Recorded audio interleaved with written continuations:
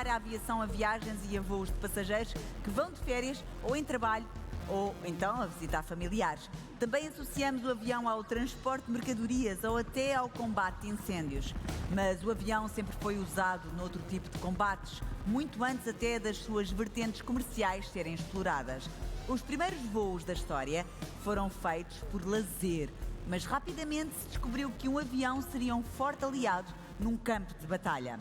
As primeiras missões de reconhecimento e de bombardeamento foram levadas a cabo em 1911 pela Itália no conflito italo-turco. Em 1912, os aviões também entraram em ação no México durante os primeiros capítulos da Revolução Mexicana. E a Primeira Grande Guerra, de 1914 a 1918, revolucionou tecnologia e modelos. O avião era oficialmente uma peça importante em qualquer exército e, como qualquer peça de qualquer exército em qualquer guerra, uma falha pode criar muitos mais danos colaterais. O setor evoluiu, por isso, para as aeronaves não tripuladas, cada vez com maior precisão para evitar baixas civis. Dos aviões passamos para os drones, que executam missões de vigilância e não só, sem necessidade de intervenção humana. Poderá então a tecnologia evitar danos civis em conflitos armados? Podem estas aeronaves não tripuladas diminuir o risco e os erros? Chamo ao palco, aqui é este palco, o diretor para desenvolvimento de negócios da AeroVironment, Inc., Stayne Hoff. Mas não é este palco, é aqui mesmo. É mais ou menos a mesma coisa. Olá, hi. Good afternoon. Hello. Are you okay? Yeah. Yes, can you hear me? Are you ready? I am ready. Okay, break a leg. Thank you. Thank you. Thank you for allowing AeroVironment to present at this wonderful event. Today I'm going to share with you some updates on advancements in interoperability, interchangeability, and cross-domain collaboration that we have been supporting with NATO forces. First, I will tell you a little bit about AeroVironment, who we are. Some people may not be familiar with us. We're a small U.S. company, about $400 million in annual revenues. We're a little bit over 50 years old, almost caught up with my age. We have a number of different campuses worldwide, including a new company, ground robot company in Germany. We're a principal supplier to the U.S. Department of Defense for unmanned aircraft systems, just counting by number of aircraft. We've shipped tens of thousands of them worldwide and outside to over 50 allies all over the world. Recently, we have been growing through acquisitions.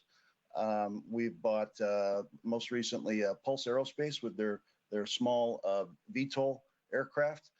We bought into Group 3, larger UAS with the Arcturus acquisition, with their Jump 20 and T20 products. I mentioned the ground robot company in Germany, and also we've been buying into autonomous intelligence and machine learning with Progeny Systems ISG. They have been absorbed into our McCready Works group. That is what we call our Skunk Works group, if you will. And that is to help us put more autonomy into all of our platforms. When you look at all of the platforms that we have, it is quite the yard sale. We have a lot of different platforms. Most of them are in production. Some are in development, like the high altitude pseudo satellite up at the top there, Solar HAPS. We've been doing that since the 1990s. Solar powered, we switched to liquid hydrogen powered solutions, and now we're back to solar. With the unmanned aircraft solutions, you can see a whole bunch of different ones there. I'm not going to talk about all of them. The tactical missile systems, which are getting a lot of press nowadays, helping the Ukrainians push back the Russians. Switchblade 300 is the smaller one in the middle there, which is anti-personnel. Switchblade 600 to the left is newer and larger. It has a Javelin warhead. It is an anti-armor or anti-tank loitering munition. And then Blackwing, which is a submarine launched one. We'll talk about maybe some of those a little bit later. Unmanned ground vehicles, we have many that we bought through Telerob in Stuttgart, Germany. And we did just most recently roll out our new command and control system called Chrysalis, which is spread across almost all of our products. That's pretty exciting for us. It took many years for that to be fielded. But we don't just do military things. I did mention HAPS. On the left there, you can see the Sun Glider. This is a stratospheric flight, long duration, long endurance flight. We're actually in an endeavor with SoftBank, the Japanese banking consortium, to continue to develop those platforms, and we have flown in the stratosphere with the Sun Glider.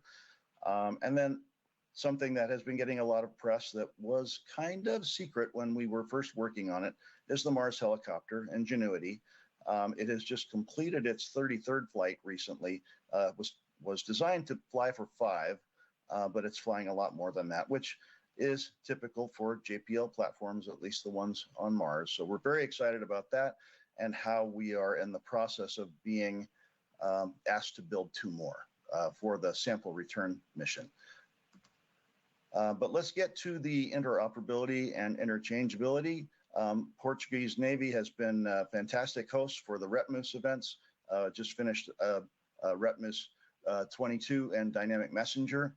We started supporting that in 2019 with some modest participation with Puma. In 2021, we had a large footprint supporting I-to-I operations with US, UK, and NATO forces over there on the Troya Peninsula. And you can see a diagram on the right there of all of the different assets that we had and everybody else had. And each one of those lines is some kind of form of communications, command and control, as well as data coming back from sensors. It was a pretty exciting thing where we had a lot of different controllers controlling Puma aircraft, common controllers from the US Navy, from the Royal Navy, and there were a lot of firsts that were made there, including the launch of our Switchblade 300 smart loitering munition from the Mad Fox USV, which is a Royal Navy developmental platform, and you can see that picture on the left. Also, there we were demonstrating our precision recovery system for Puma off of the US aircraft, and you can see that picture there in the middle. The precision recovery system is just one of a handful of things that we have been in development for enhancing the capabilities of Puma and other systems to provide more value to maritime users. So with the precision recovery system, you basically push a button and the aircraft lands itself into that net in pretty hostile conditions without the operator really having to do anything other than stand there and make sure that the system's working as intended when things get a little hairy, which tends to happen with weather at sea. We are also working with the U.S. Coast Guard, and I have a later slide, through a cooperative research and development agreement, trying out a couple of different systems for enhancement. One of them is a gimbaled maritime antenna, which allows the ship to maintain communications and control with the aircraft as it's flying wherever it's flying within range, and the ship's bobbing and pitching and weaving does not disrupt the data link connection. On Puma itself, which you can see is that small hand-launched UAV there in the center of the picture, we've also fielded a modular payload standard compliant bay that goes on the aircraft. This allows third-party payloads, which can be electronic warfare payloads or even other payloads, to easily be installed onto the system without really any complicated integration. And it opens us up to carrying at least 18 suppliers, different payloads with literally plug and play capability. And finally, one of the most recent things that we've rolled out is sensor to shooter, which connects digitally Puma with Switchblade systems. And this allows hunter-killer teams to work together. And this is a picture showing how that works with terrestrial operations.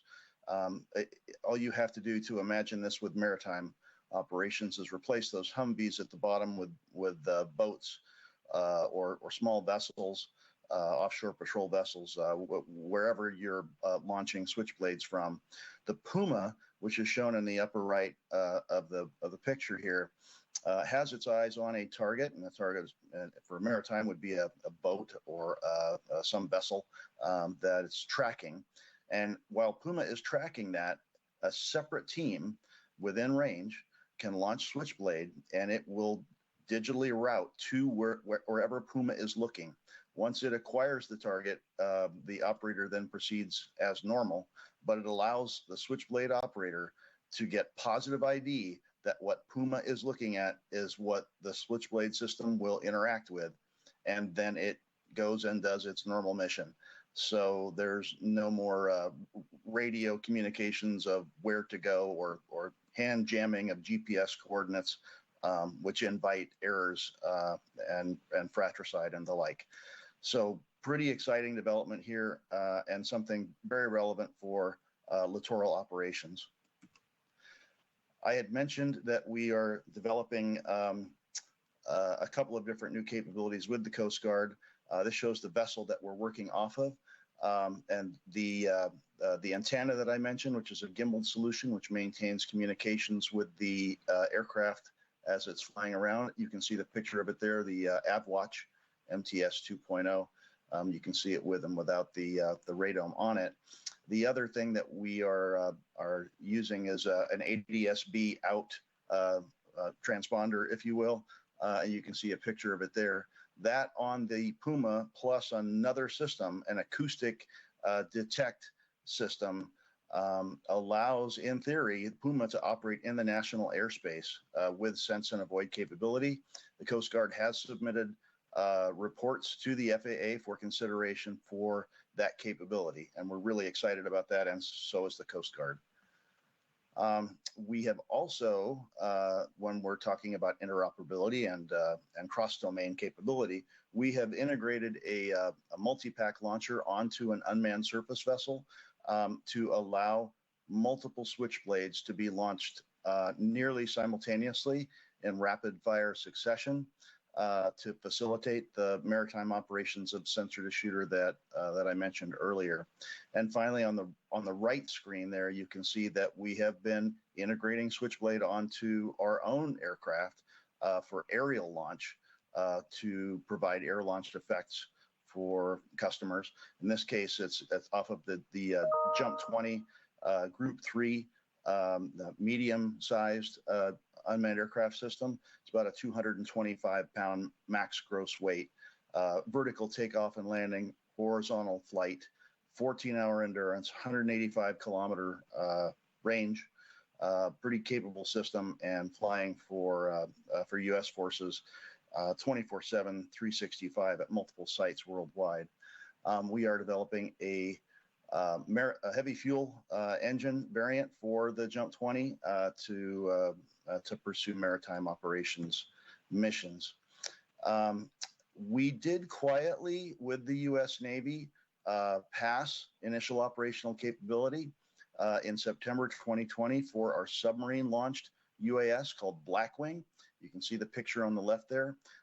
That allows submarine skippers to get covert aerial ISR beyond line of sight without them having to surface and give away their location.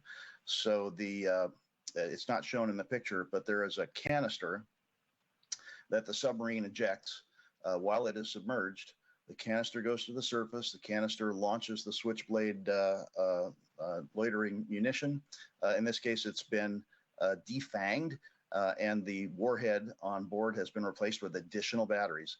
And so this is just an aerial ISR asset with enhanced endurance, and it is able to go over the horizon and give the submarine commander information and intelligence that he would not normally have, that it basically extends the range of his periscope. On the developmental side, you can see on the right that we have demonstrated integration of the sub-launched UAS with an unmanned surface vessel there on the right. That is actually the Nautilus Robotics Aquanaut. We've done it with 2 other UUVs as well, but Nautilus has proceeded further with some conceptual drawings and designs for our Switchblade 600 to also be submarine launched as well. We've participated in a number of different interoperability exercises supporting NATO and coalition forces over the last year.